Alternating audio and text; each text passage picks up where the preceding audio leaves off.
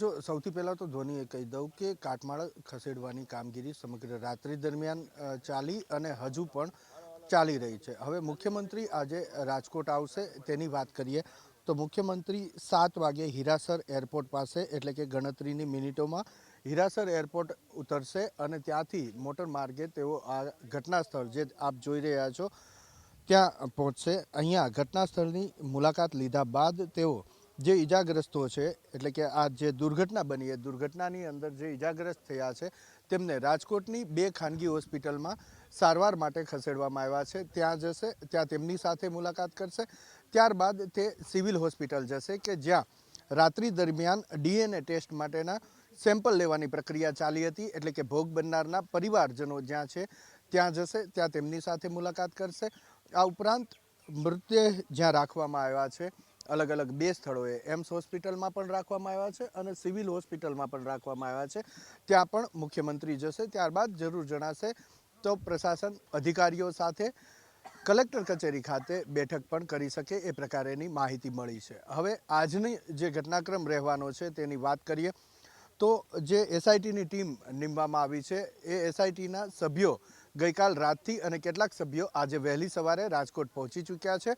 તેમાંથી 2 થી 3 સભ્યોએ ઘટના સ્થળની પણ મુલાકાત લીધી છે અને ફરી એક વખત તેઓ ઘટના સ્થળની મુલાકાત લેશે. ત્યારબાદ બીજી મહત્વની વાત કે જે આ દુર્ઘટના બની છે તેમાં રાજકોટ તાલુકા પોલીસ સ્ટેશનની અંદર 5 આરોપીઓ સામે એફઆઈઆર નોંધી દેવામાં આવી છે એટલે કે ગુનો નોંધી દેવામાં આવ્યો છે. જેમાંથી 2 જેટલા આરોપીઓ પોલીસની અટક કરવામાં આવ્યા છે જ્યારે અન્ય આરોપીઓની અટક કરવાની બાકી છે. તો એ આરોપીઓની અટક કરવા આજે દિવસભર પોલીસ કામગીરી કરશે. આ ઉપરાંત જે ડીએનએ મેચ કરવા માટેના સેમ્પલ લેવામાં આવ્યા છે એ સેમ્પલ ગાંધીનગર એફએસએલની અંદર મેચ કરવામાં આવશે અને લગભગ બપોર પછી આ જે રિપોર્ટ છે એ રિપોર્ટ આવશે અને બપોર બાદ જે મૃતદેહ છે એ પરિવારજનોને સોંપવામાં આવે તે પ્રકારેની માહિતી હાલ મળી રહી છે.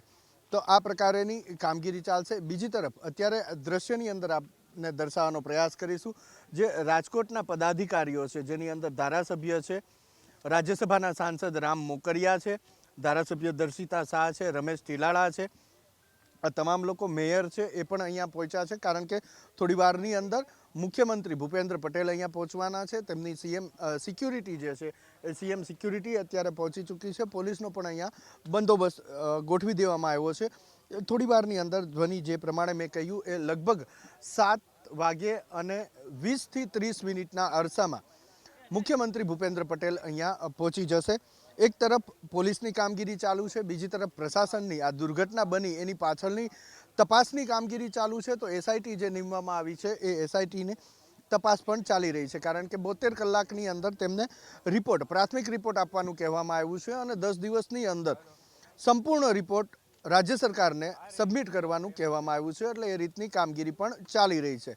સુભાષ ત્રિવેદી જે એસઆઈટીના વડા છે તેમણે મીડિયા સાથે વાત કરી અને મીડિયા સાથેની વાતચીતની અંદર એક મહત્વની વાત તેમણે એ કરી કે મોટાભાગે બાળકોના મૃત્યુ થયા છે. મૃત્યુ પામનાર બાળકોને પૂરેપૂરો ન્યાય મળે એ રીતની તપાસ કરવાનો તેઓ પ્રયાસ કરશે. આ પ્રકારેનું નિવેદન તેમણે મીડિયા સાથેની વાતચીતમાં આપ્યું હતું. તો મુખ્યમંત્રી ગૃહ રાજ્યમંત્રી હર્ષ સંઘવી ગઈકાલ રાતથી અહીંયા પહોંચી ચૂક્યા છે. લગભગ 2:30 વાગ્યાના અરસામાં મોડી રાત્રે તેઓ પહોંચ્યા હતા. કલેક્ટર કચેરી ખાતે તેમણે રાજકોટના પદાધિકારીઓ સાથે સૌપ્રથમ બેઠક કરી હતી.